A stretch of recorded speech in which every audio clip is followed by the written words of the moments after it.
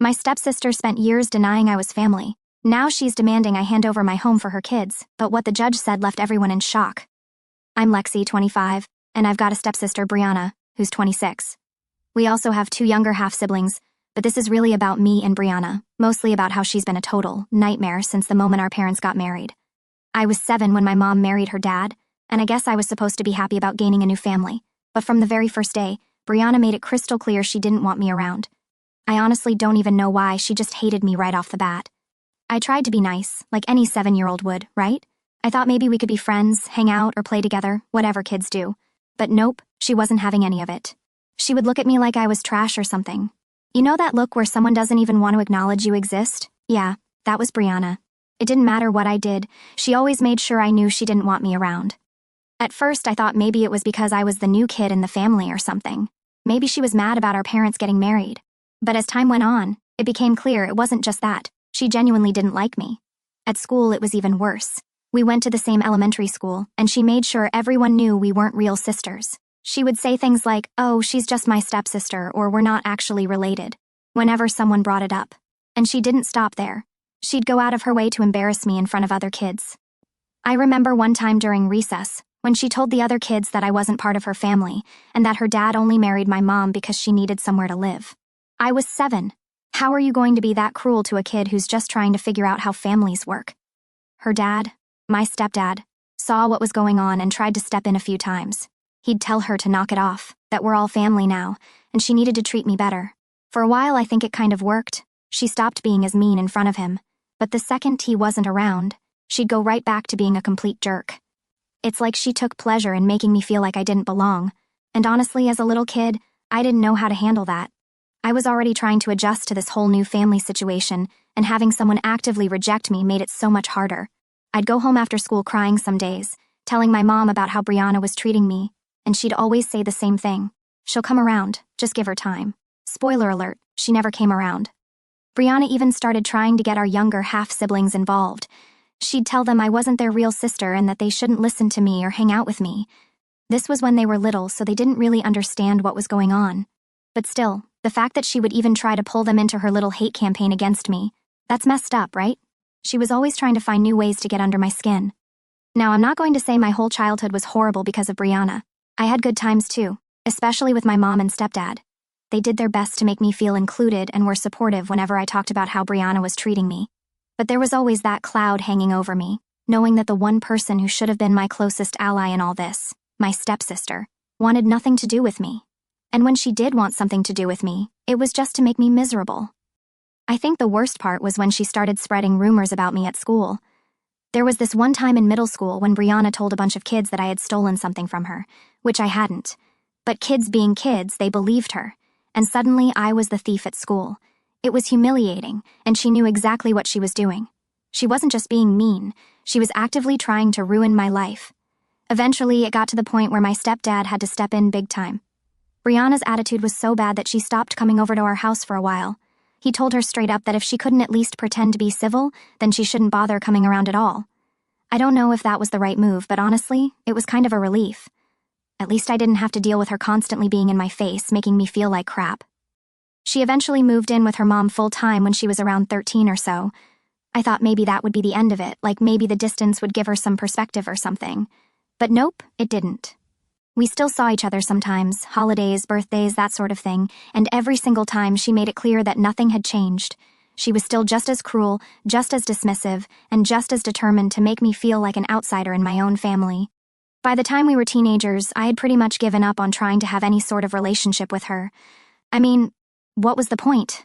I'd spent years trying to be nice, trying to reach out, and she had never once made any effort to meet me halfway, so I just stopped caring.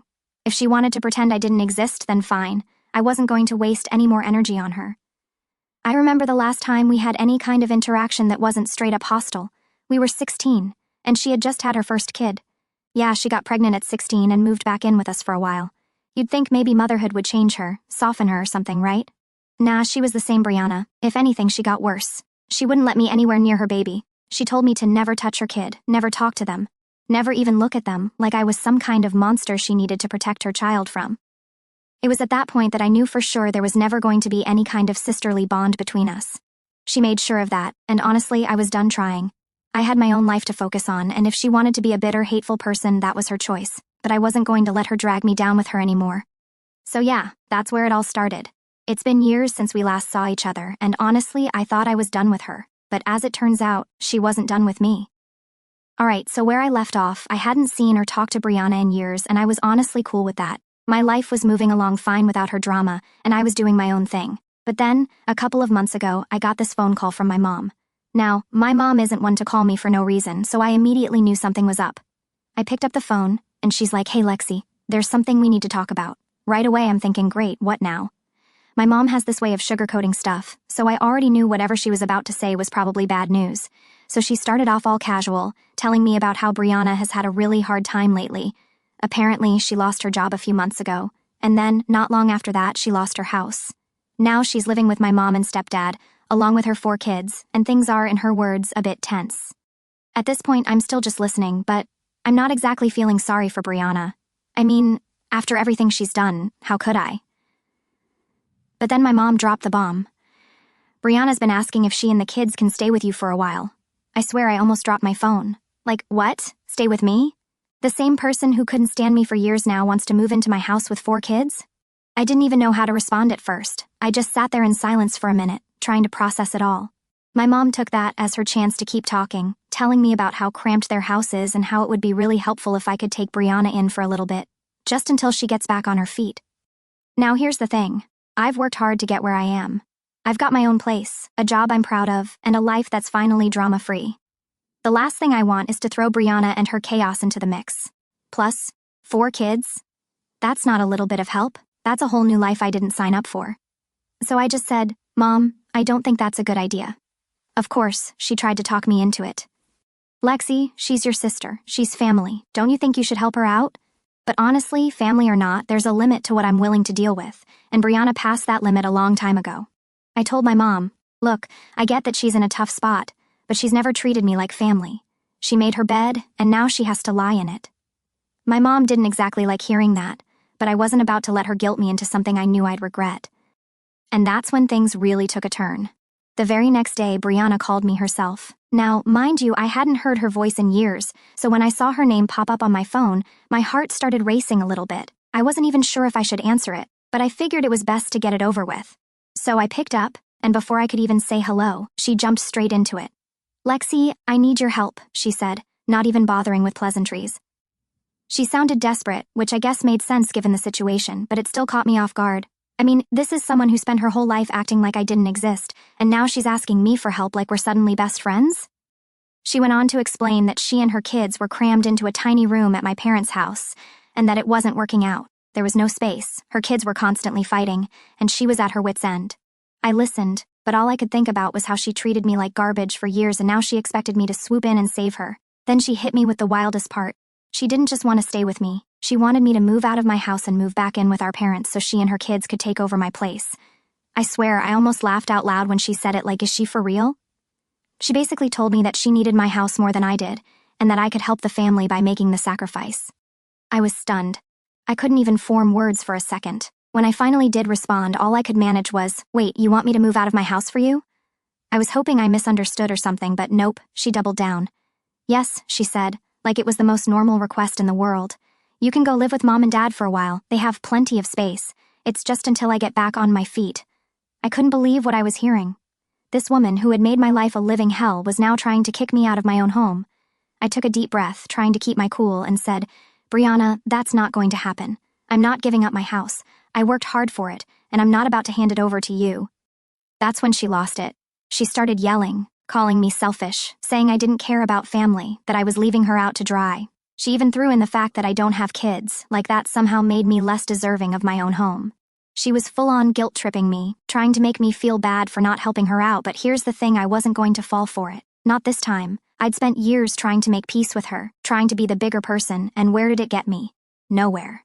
So I just calmly said, "Brianna, I'm sorry you're in this situation, but it's not my responsibility to fix it. You've never wanted anything to do with me, and now all of a sudden I'm supposed to uproot my life for you? No." That didn't go over well.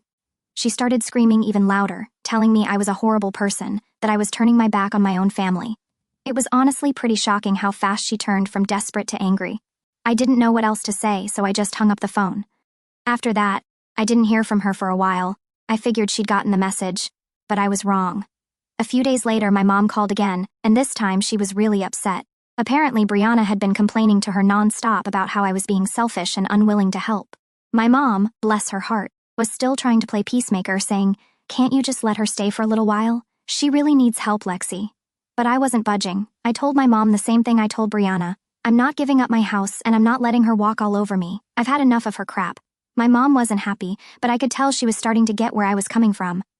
Brianna's entitlement was off the charts, and even my mom couldn't deny that. Still, she was stuck in the middle, trying to keep the peace between her two daughters, but I wasn't about to let Brianna use that to manipulate me anymore. Alright, so after the whole phone call mess with Brianna, I was feeling pretty good about standing my ground. I figured she'd either find another solution or keep complaining to our parents until they got sick of her. Either way, it was out of my hands, and I could finally get back to living my life. Or so I thought. A couple of weeks later, I was sitting at home on a Saturday, just minding my own business, when there was a knock at my door. Now, I don't really get many visitors, so I was a little confused. I wasn't expecting anyone, and honestly, I kind of hoped it was just some delivery guy with a package or something. But when I opened the door, guess who was standing there? Yep, Brianna. She was standing on my doorstep with all 4 of her kids and a bunch of suitcases. My stomach dropped. Like, seriously, I just stood there for a second, not even knowing what to say. She looked at me with this dead serious expression and said, "Lexi, we need to talk." I felt my face get hot. I wasn't mad at first. I was more shocked than anything.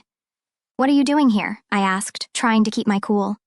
Her kids were all standing there, looking tired and kind of confused, and I felt bad for them, but I couldn't believe she actually showed up like this.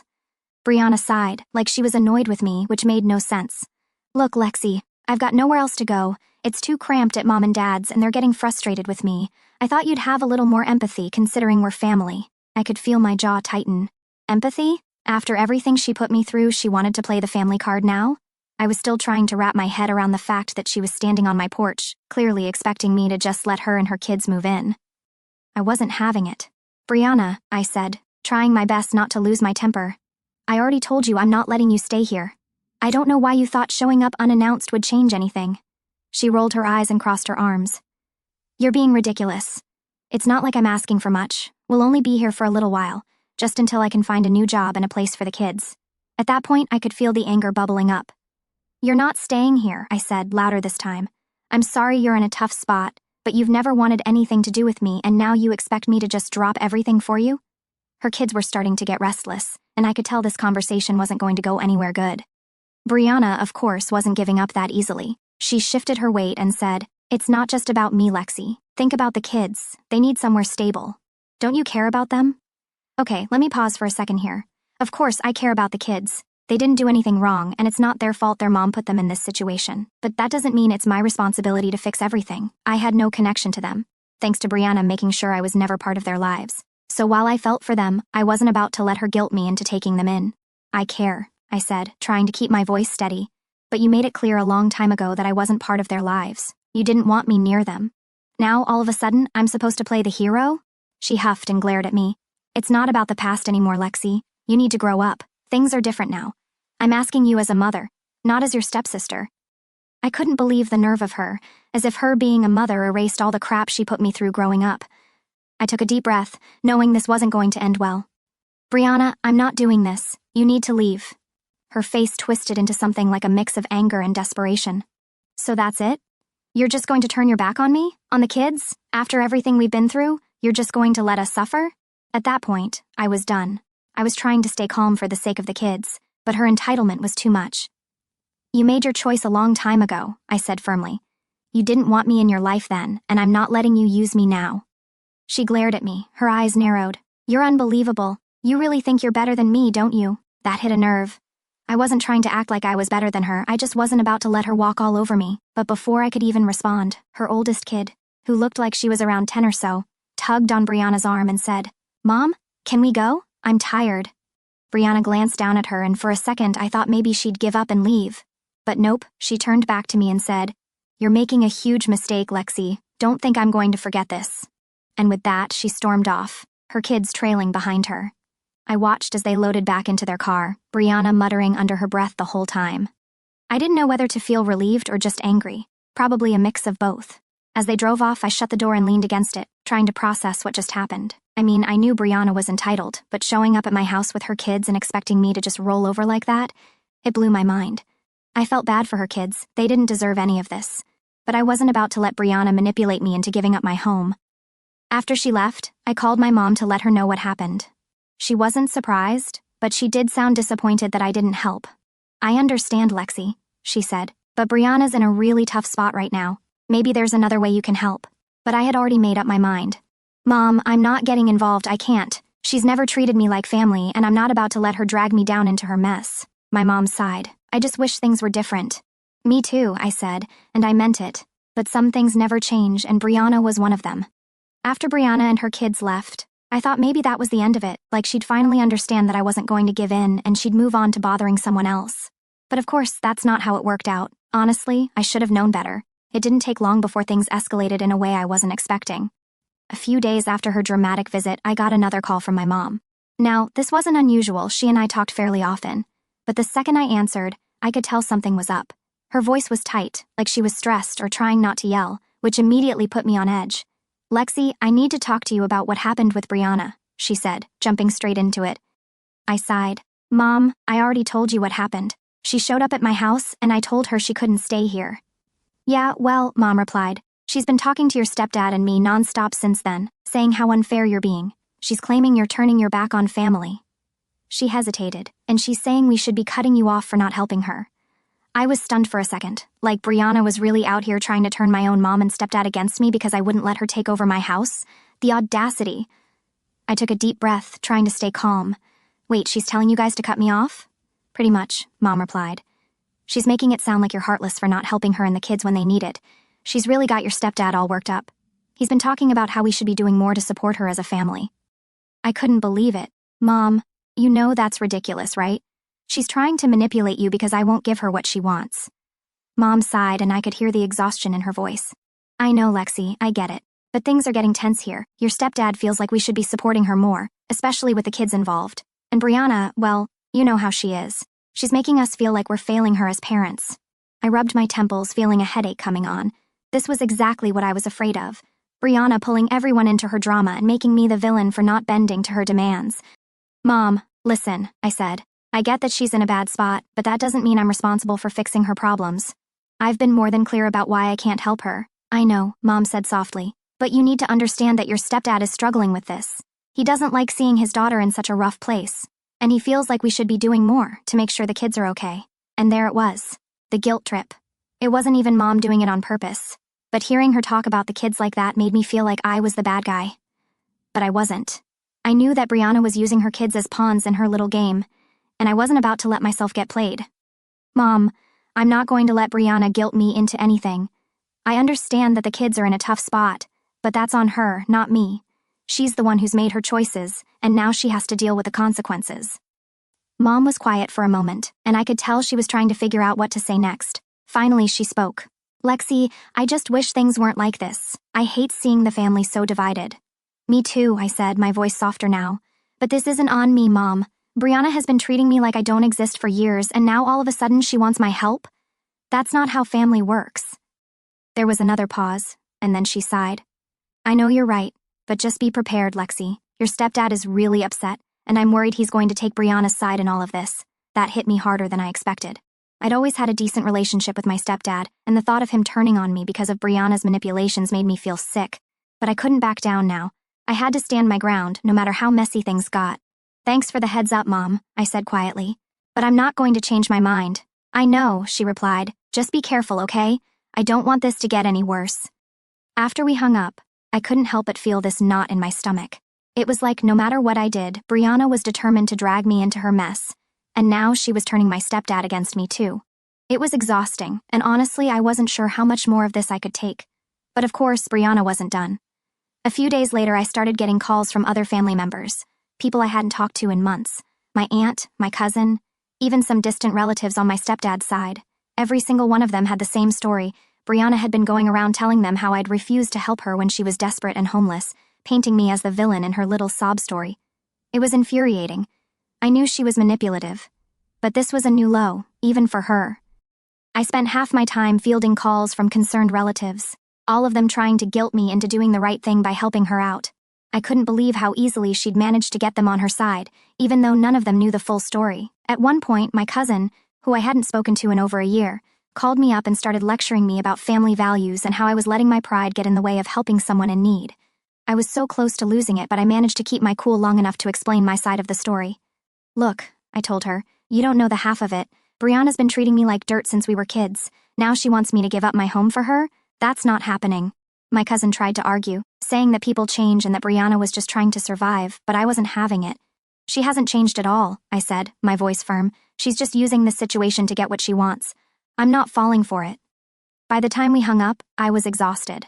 I couldn't believe how much energy Brianna was draining from me, even when she wasn't physically in my life. It was like she'd found a way to invade my space without even being there. As the days went on, the calls finally started to die down, but the tension with my mom and stepdad was still there.